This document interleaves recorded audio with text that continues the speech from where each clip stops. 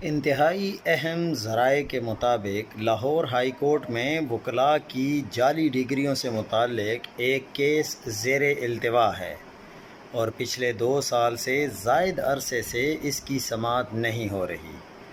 ایک تو جس وکیل صاحبہ نے یہ کیس درج کیا تھا اس پر ناجائز اسلحہ اور دیگر دفعات کے تحت مقدمات درج کر دیے گئے۔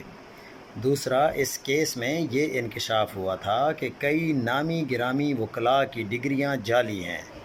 سابق چیف جسٹس قاسم خان نے اس پر سخت ایکشن لیا تھا، مگر پھر یہ کیس الماری میں بند ہو گیا۔